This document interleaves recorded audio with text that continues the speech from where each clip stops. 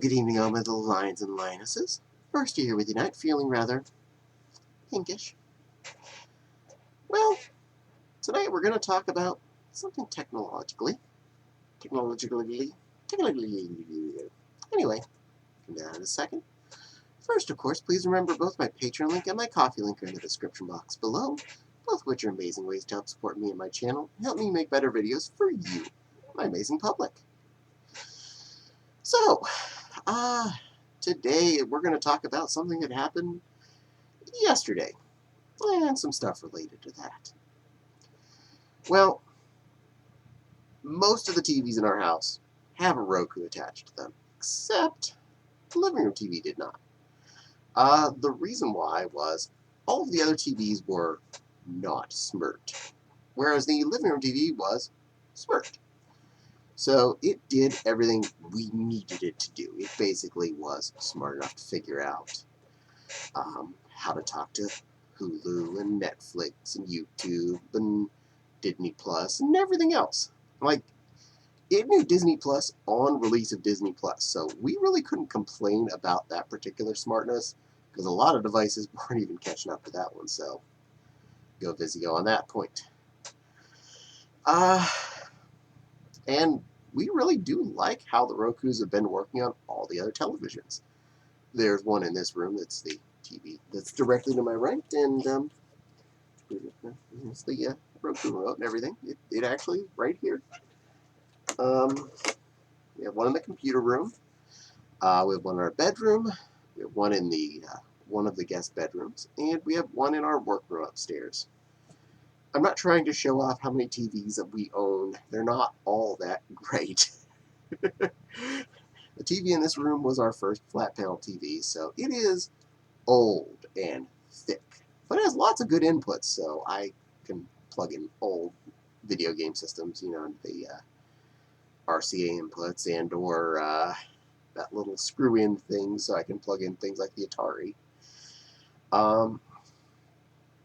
So I'm not trying to show off that. In fact, our bedroom TV is a 32-incher that's we got used off a Woot after we'd had this one, and I'm pretty sure it's older than this TV. Yeah.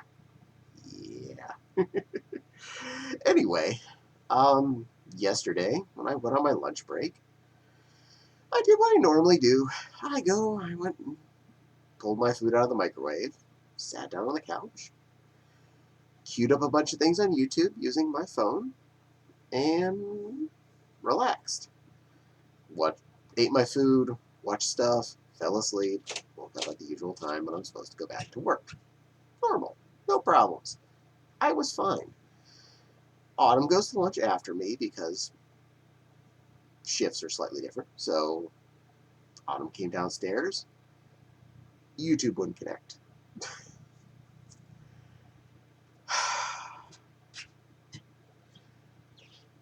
We did find all the other smarts would connect. I can connect with Netflix and Hulu and Disney Plus. I tried a couple things just to make sure, and yeah, I could do that. YouTube would come up with the connecting screen and just sit there. And the phone app would eventually time out, and then the YouTube app would eventually time out. Now, we could use YouTube if we use the TV's menu directly as opposed to Chromecasting from our cell phones. This is really inconvenient in the sense that you would have to fiddly go around and click on the screen using the arrows and accept stuff, and I really don't like using TV menus like that when I can avoid it. So anytime I can be smart directly from a phone app, it's a lot easier to queue. It's a lot easier to type on or tap on when I have something in my hand, not trying to use arrows to scoot around on the TV. Oh yeah, I'm not going to try and type something in a search field on a smart TV with, you know, arrow keyboard. No. So, we found this out while I'm still at work. And it's grocery night yesterday. Thursday's grocery night for me. It's a habit we've been doing for quite a few months now.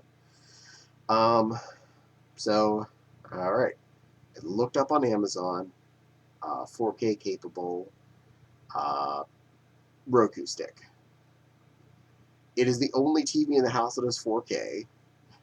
It's the only TV in the house that's smart. And all of a sudden, its main smartness stops. Uh, so I looked it up on Amazon, saved it into my items hold list, and I was like, okay, I know how much this costs. I'm pretty sure this is the right one. My goodness, was it really confusing as to trying to figure out which one for sure actually had a remote in, as opposed to making you use an app on your phone to be the remote, to use the oh, okay. It's, we're just gonna we're just gonna we're gonna hold that item, and I'm going to the store at 6 p.m. when I get off of work. So, yes, after work, um, I put on my coat, got in the car, and drove the usual 5-ish minutes to first stop, Walmart. Step one, actual groceries. I walked around, got things like chicken patties, and I forget what all I bought at Walmart.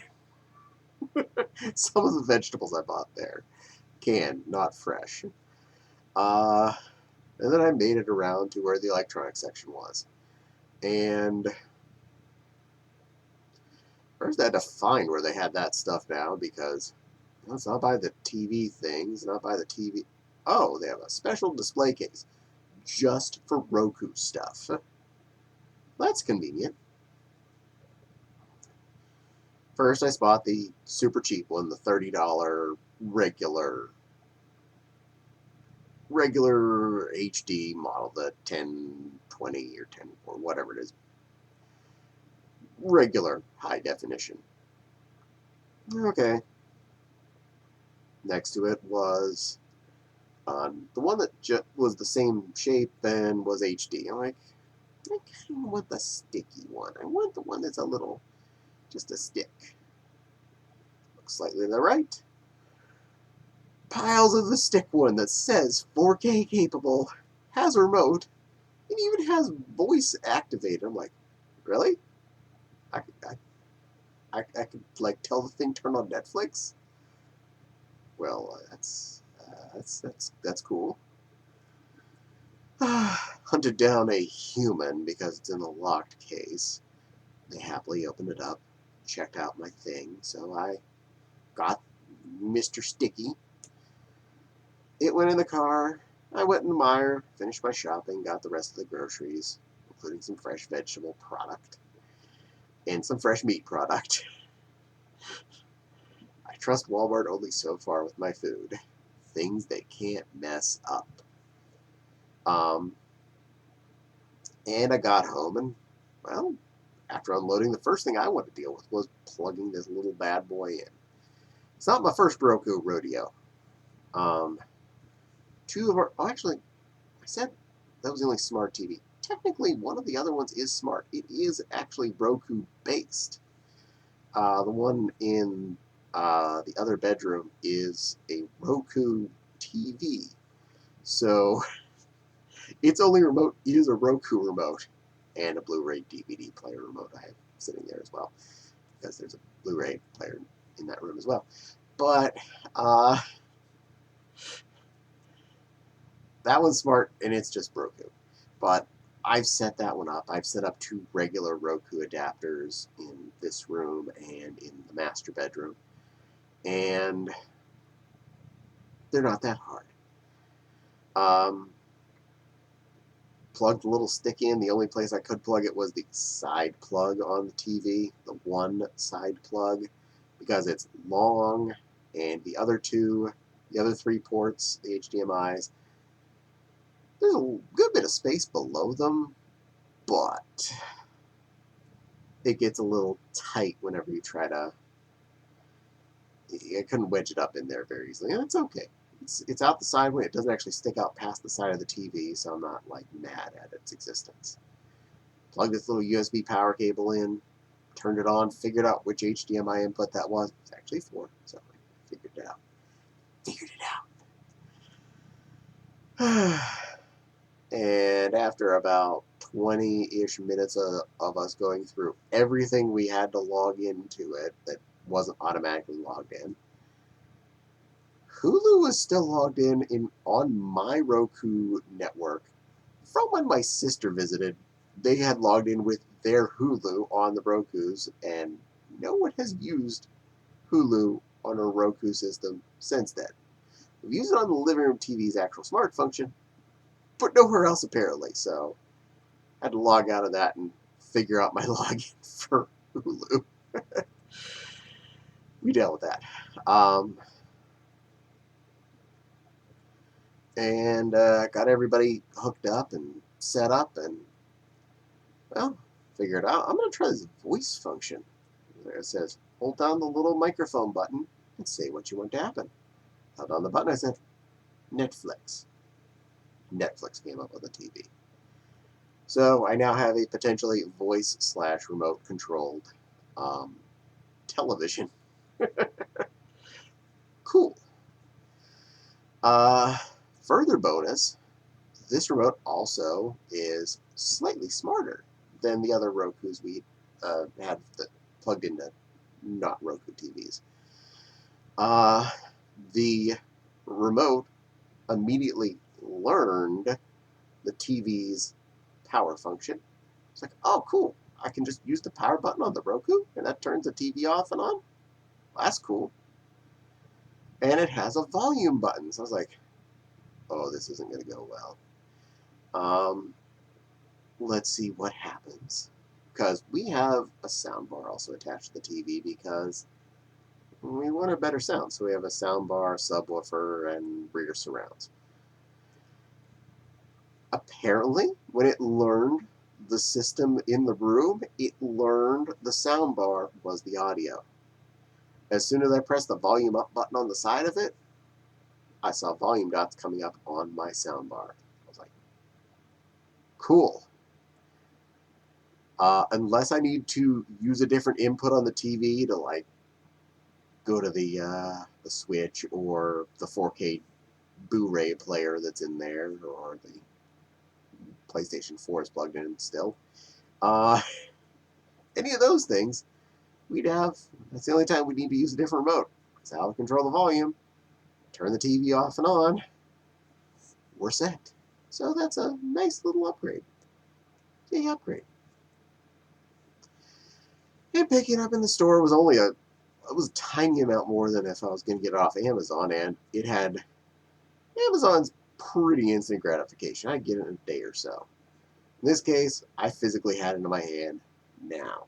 So sometimes I'm willing to pay the now tax, as it were, and I get it now. Saves me time. I was able to take care of it right then and there. TV works great. YouTube queues up fine on that thing. Everybody's happy. So, yeah, every TV in our house now has Roku in it, one way or the other. Two basic HD adapter ones, one 4K adapter one, and one that just is a Roku TV. All of which work perfectly fine for us. Oh, and if you're curious, the only real interesting difference on the Roku-based TV than any other TV where you're using Roku, in the menu, the main Roku menu, at the top of the menu where all the channels are, there's the other HDMI input. So you have like the 3 HDMIs and whatever other inputs are up there as your choices besides the channels. I would go to HDMI 1. Boop. Blu-ray player comes up. Kind of fun. Yeah, it was a minor adventure, a little annoying, but we dealt with it. And I did get something in the mail that I ordered with some of my birthday money, and I figured I'd show it off here. Kind of appropriate to match with my outfit. A new keyboard. It came in the mail Sunday, late enough in the day that I didn't feel like decabling my desk and getting in there and changing this out, but let's try it out for now. It's got blue switches is what it was labeled as. I don't know if the brand of them, but they seem to have a good click. Yeah, here. Nice tactile feel. Spacebar has good click all the way across. It's got 3 little studies under it. You can actually see all that stuff on the edge there. You can see all the little bunkers. It is backlit. Little dial in the corner controls the lighting, not the volume of your computer, which is weird, but okay. One thing I like especially about this compared to my other keyboard, I love my G710 Plus. It has really nice control. It has really nice keys. It's a boat. I never use like the volume or the play controls and all the extra keys and extra functions and bleh. And all that turns into is wasting space on my desk. The only thing I'm concerned is whether or not it'll adapt well to the round keycaps. But I think I should be fine on that. I haven't gamed with it yet. So far all I've done is tried plugging it in, looking at the coolness, and then unplugging it. I can temporarily plug it into the USB hub that's on my desk, but that doesn't mean I've put it in place where my keyboard goes, so I haven't really done anything other than done some test typing, and it seemed to function well enough. I mean, the keyboard, it makes letters appear, the buttons seem to press well. I can't really complain about that function as of yet. But yeah, new nifty USB keyboard, mechanical. Probably sub that in this weekend.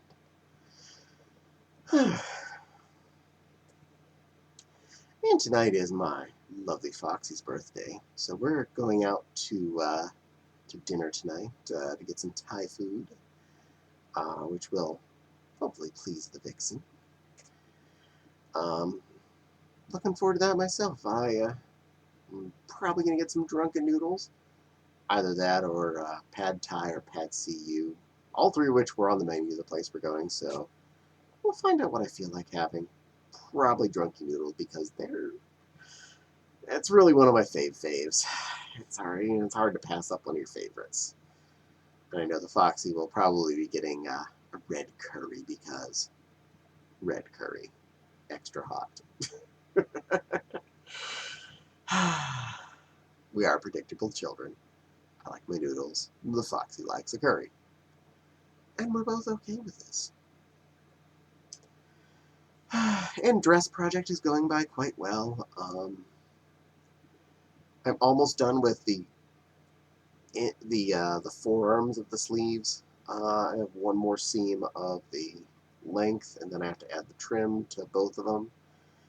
Then attach them to the rest of the sleeve, then attach the sleeves up to the body, attach the body to the skirt, and I still have to put the collar on the body. So might get it done this weekend, but probably going to be early next week. I'm betting early next week because I would like to take some time this weekend to work on the Lego I picked up last weekend, which I meant to build on Sunday and didn't get around to. But that'd be the newest model of X-Wing that Lego made. I have the original X-Wing, and now I have the nice new one with more modern pieces and a better construct. My Star Wars fleet increases. Probably the coolest of the fighters I have, I think, is the B-Wing, just because it was my favorite ship out of all of the Star Wars stuff originally, out of the original trilogy. I think it was the coolest rebel fighter there was. And it was way niftier in what it actually was supposedly doing than your A-wings, your X-wings, and your Y-wings. So that's personal preference. That's just nifty. They're one of my favorites. I'm just a silly head. Favorite TIE fighter, of course, is the TIE Defender, the 3-panel wing variant that had shields and rocket tubes and ion cannons and regular laser blasters. It was a tank. And it had hyperdrive, which most of the other ones didn't. That's some random Star Wars knowledge for you, so if you were worried about knowing about that, well, you know that. Alright, well, I suppose I've babbled on enough.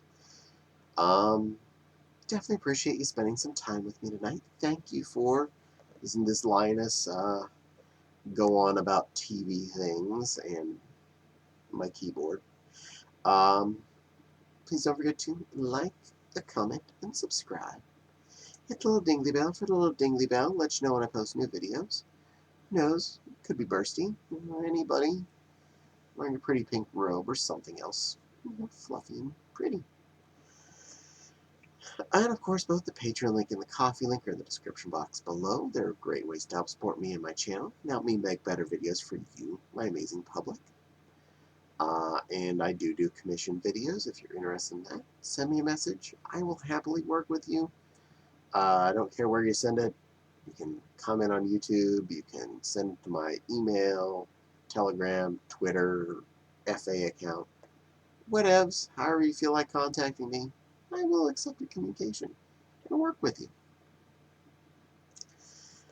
And the one thing I tend to be asking in the comment section, and this is definitely a real thing I do actually want to know, tell me something you did that made you smile today. Was it putting on a pretty pink bathrobe or a pretty purple lioness? Those are 2 things I did. What did you do that made you happy today? I'd really like to know. So, go ahead and let me know in that comments box, and I'll be ecstatic to know these things. But for now, this lioness is gonna toddle on off. I got a few things to do before the vixen gets off work, before we go out to dinner. And, yeah, it's gonna be a fun weekend. Bursty thinks you're all amazing, cute little fluff balls. Looks forward to seeing you on the next video, but for now, stay pretty, all my little cubs. Bursty thinks you're all awesome. Bursty doesn't know how to click. Bursty can't click. There we go, man's in the right place.